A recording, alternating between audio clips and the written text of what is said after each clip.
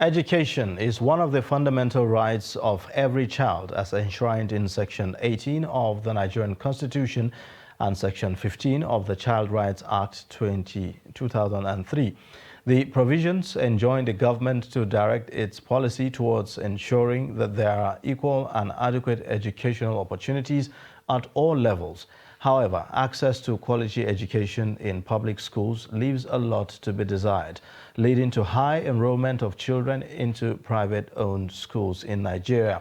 Consequently, Nigeria has over the years experienced the proliferation of private schools almost unregulated, leaving public schools unattractive and abandoned.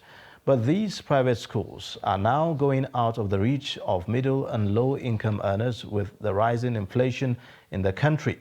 Can the average Nigerian access quality education in the near future? Should government subsidize education?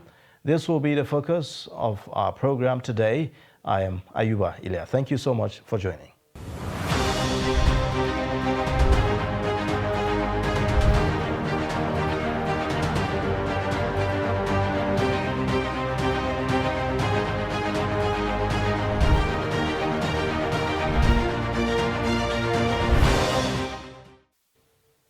Now, the past week marked the beginning of a new academic session for many schools around the country. The school's resumption was accompanied by reactions from parents to the rising cost of school fees, with some accusing school owners of exploitation. Although this is not new to Nigeria, not much has been done by the relevant authorities to check the reckless increase of school fees almost at the beginning of every academic session.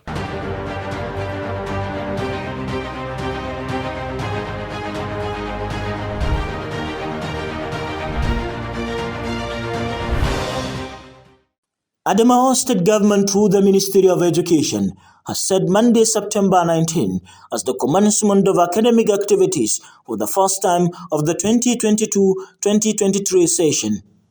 The date, which is expected to be a thing of joy as the new academic calendar begins, however, did not have that effect as many parents are faced with challenge of handling the daily needs of their children while in school, as well as the increase in school fees due to the present economic realities. They said it will not be a bad idea if school administrators consider the present economic challenges and allow parents to pay school fees in installments. Even to provide necessary things to the children, we are finding it difficult, talk less of school fees. So we are going to find it hard, but it is a necessity for us. We have to look other means to source for the income to pay the school fees. You talk about school fees resistance. It is a very difficult situation as long as we, the parents, are in charge of our duties of our children. I think things are very difficult. The economy was too bad. Citizens are frustrated in the country. Adamu Jingi, a school proprietor, says the idea was not about one, but schools must times run at a loss. Explained that in many occasions, students change schools to avoid paying the fees on their former schools. Yara in ka dogara akan duk wanda bai biya baka kori ɗansa a makaranta. A yanzu haka wani makaranta wasu kira su yara bakwai, wani wuri su 15. Yes, of course, high fees are the reason. You find some parents changing schools for their children almost every year. But I can assure you it wasn't intentional. The situation is beyond our control. Sometimes that room granted parents to pay school fees of their children instrumentally is violated, leading to schools running at a loss. So we're left with no option rather than blocking it. Teachers who are at the receiving end said they are not finding it easy to catch up with their family needs. We equally experience such hardship from parents, from school management, from the staff, and everybody. Counting from payment of school fees. We have started the new session, a new term. The student needs new uniform, new writing and reading materials. Everything is above our shoulder. We parents and everybody. You can see a situation whereby students are paying school fees. At times they pay halfway. Sometimes you can find out that they will not pay at all. You have to allow them. Some of them, when there will be time that will come, they tell you they will go, they will change school, or they will go somewhere, or you just stop seeing them, just because of the situation. So we are not in a good situation as far as economy of the school and ourselves is concerned. Stakeholders say a reduction of school fees will go a long way to ease the burden on parents, especially those who have more than 2 children enrolled in the schools.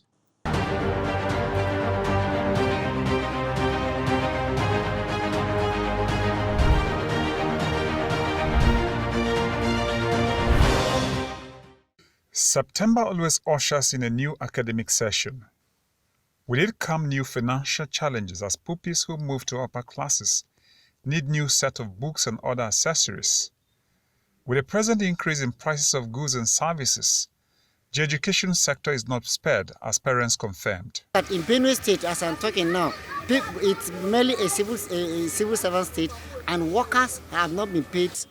It's just finance. We want to register these children for the educational distance, but the finance is the major problem. There are things to buy for them. The new students, you buy uniform, shoes, that is their sandals and the textbooks and the materials. And where is the resources?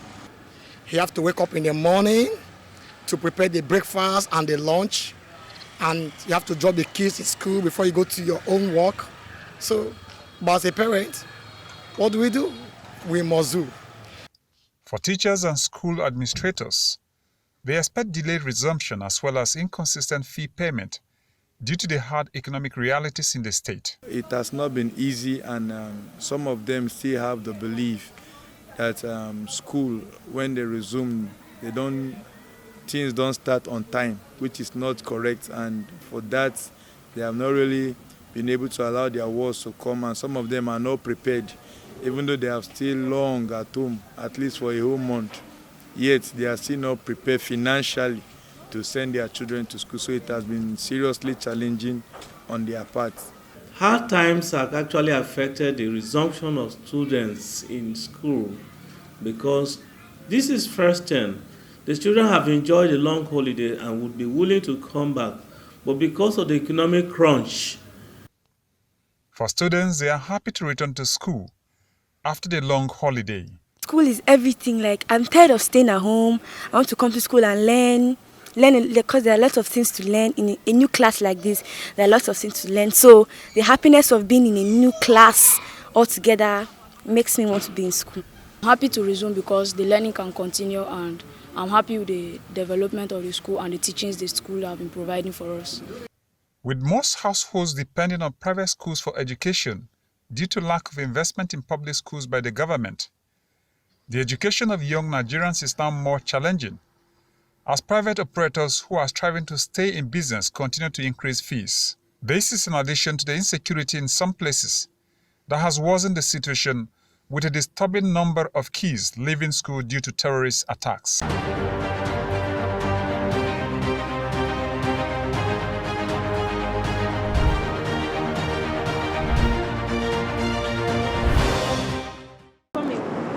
It's the first day of school, and pupils are excited to be back for the new academic session after the long holiday. Prior to the long holiday, schools were abruptly shut down in the Federal Capital Territory due to security concerns. As a prelude to that, parents who are still entertaining fear, however, called on the authorities to ensure the safety of their wards, as well as the impartation of quality education. There's nothing different between when they close the school and what is happening now. Is the FCC safe now? It's not safe, but we cannot keep our children there in the house for longer. Like now, the ASU is on strike. It's affecting the family, it's affecting the parents, it's affecting everybody. It's even affecting the children. So if we should keep the children, the secondary school children and primary school at home now, when are they going to go back to school?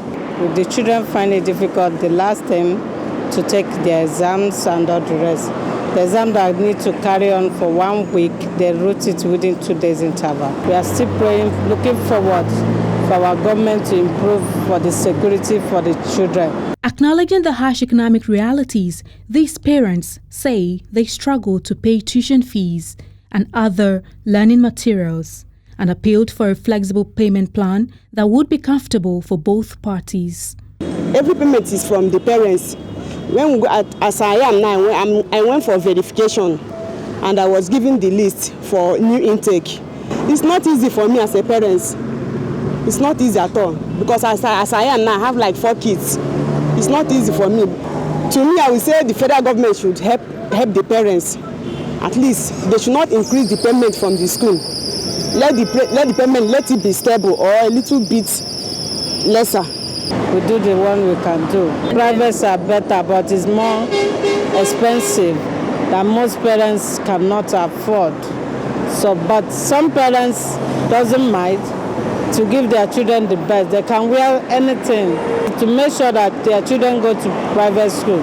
They are pushing government aside. The debate about the preservation of the quality of education in public schools continues to give rise to the enrollment of more pupils in private schools, with parents bearing the brunt of that choice vis-à-vis the cost of private education.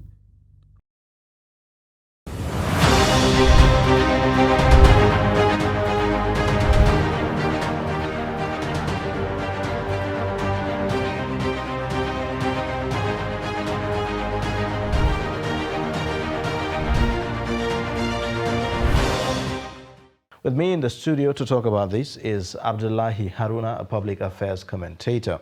Thank you so much for joining me on the Dateline today. Thank you very much. It's my pleasure to be here again. Yeah. Well, I mean, we've had a lot of stories from parents in the last week. You know, some have had to take drastic decisions as regards this. How did we even get here? Yes, thank you for this very wonderful moment.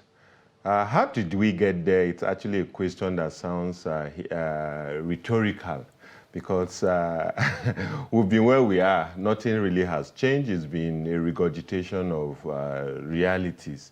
It's the same complaints that have been happening day in and day out. So it's taking a long journey of ruination, of destruction because of our deliberate efforts to do wrong instead of doing right.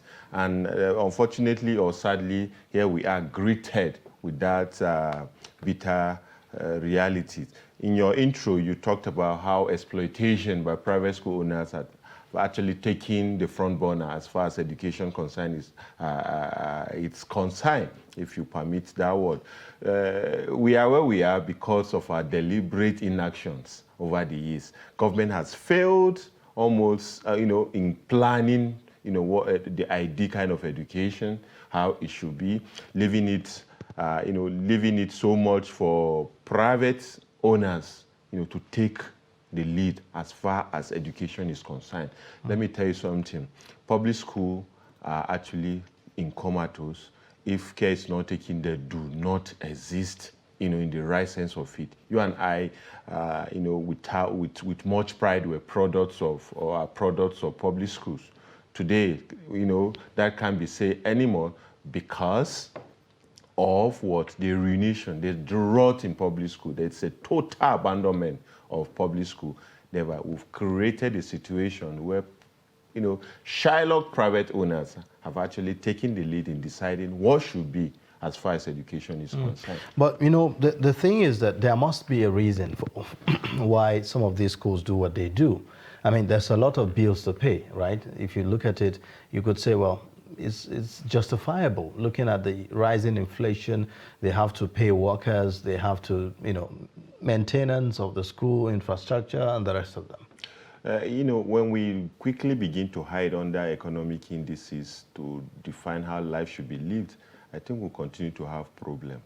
There's no sector of the society that is not faced by inflation. You understand? There's certainly no sector. So if everybody begins to increase fee in what they do, where do you think we'll be? You are paying and paying. it's affecting you, it's affecting me, and we keep crying that it's inflation, therefore everything should actually shoot up. You know, the fundamental basis of education first is to impart and not to exploit. But I mean, to be able to impact, there are costs, implications, right? And sometimes, they can be quite expensive. That's what they call moderation. Nobody is frowning at private school owners making money, but it should be moderated, it should be humane, it should be done using the lens of common sense, of that humane disposition. You can't wake up and begin to charge people so high that you put, these same parents in a situation that becomes very unbearable. A civil servant earns maybe, let's say, 100,000. Maybe at the level of the level 10 civil servant should be earning like 100, and you're asking him to pay 400,000 naira for his child, one child, to start a school, let's say a junior school.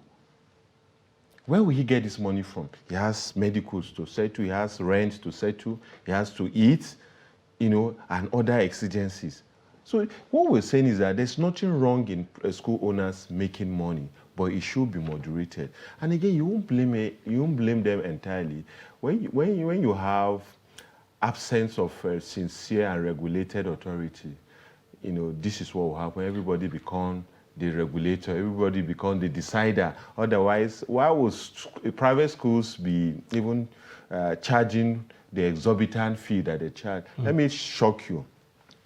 That's what they call diction fee, aka phonetics, that private owners charge parents.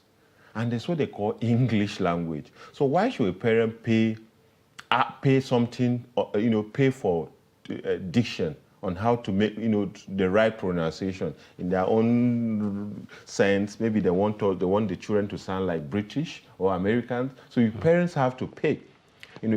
Somebody is telling you that you have to pay for excursion, you have to pay for laboratory, you have to pay for history. So what then is the essence of the tuition fee? They create unnecessary items to justify the hike. Otherwise, when you said I'm paying 50,000 naira as tuition fee, perhaps I pay 10,000 or 20,000 for uniform. A parent should be able to, that is fair than going as far as charging 200,000, 250. These are even schools outside the city centers. We're talking of satellite areas like Lugbe, Karu, Nyanya. We're not talking of Metama. We're not talking of Wuse 2 and the likes of it. Again, you may argue that environment determines what high cost of realities. Yeah. You understand? But on the average, we're saying that school owners are not helping. So how can we cut down? Even though they are providing the panacea to education, but they should do that with that human face. How can we cut down on some of these costs? Is it by making some of these charges optional? Is it by taking off certain things from the list of things that are required, or what? Absolutely. Being realistic in planning their curriculum, in planning their school management, is very key. A situation where private school owners have actually abolished the use of textbooks, recurrent textbooks. If my child has used a textbook A for this in primary 1, if he has a younger brother or a sister, trust me that the younger ones are not going to inherit his textbook like it used to be before. I'm sure you inherited books from your father, or from senior siblings. Perhaps there have been upgrades, isn't it? Or updates on the books. You update within the period of, let's say, 10 years. It's not a yearly thing. The educational planners don't review. Do we need to legislate on this? There are legislations that control these punitive and exploitative tendencies, except that we're not sincere. There's connivance between school owners and the educational planners. Whether you like it or not, you can quote me. This is the reality. They look away so that these people can make money and bring back their returns. Otherwise, the Ministry of Education, from the federal through the state and sub-regional levels, ought to have been on the neck of these people, supervising that this must not happen. You can't begin to exploit parents in the name of operating a private school, and nobody's talking about it. The civil society organizations are not talking about it. The media is not talking about it.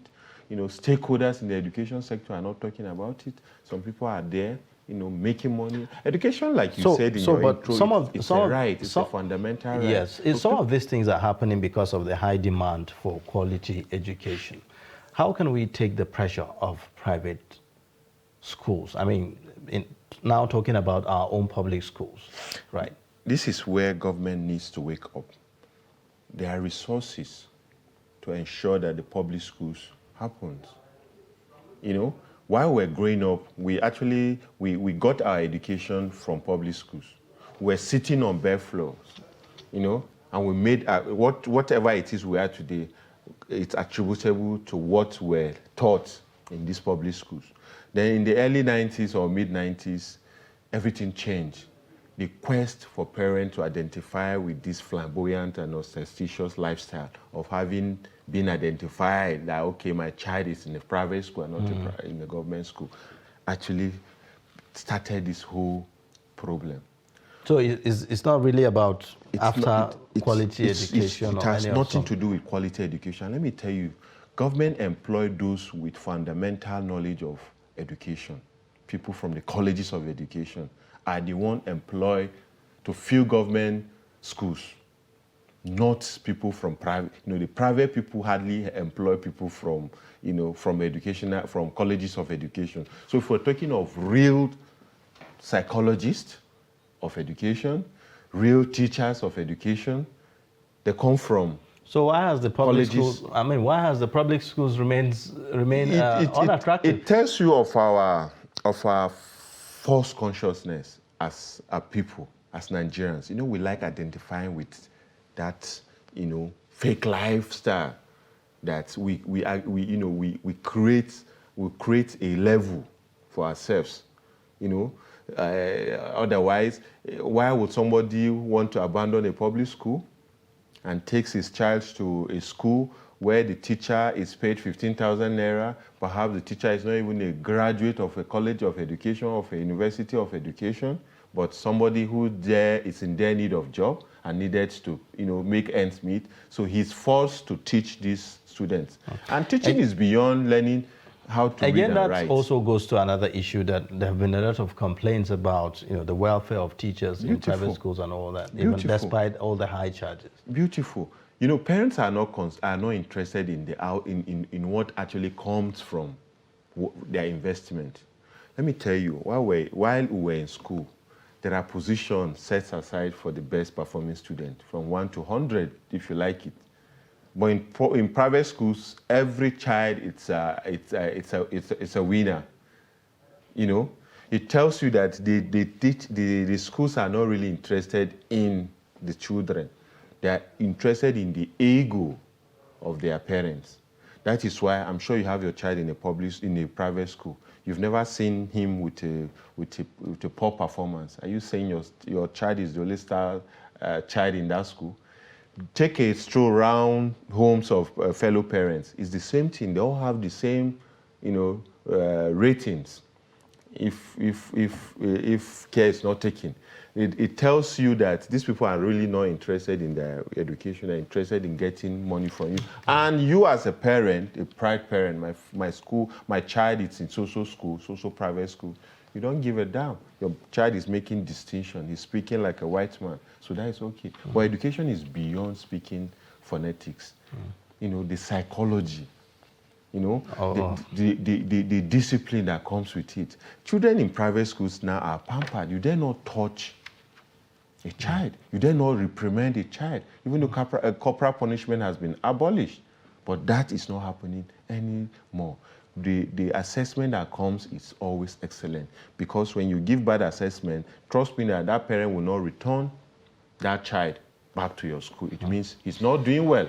But in public schools, there's that competition. You get what you deserve. All right.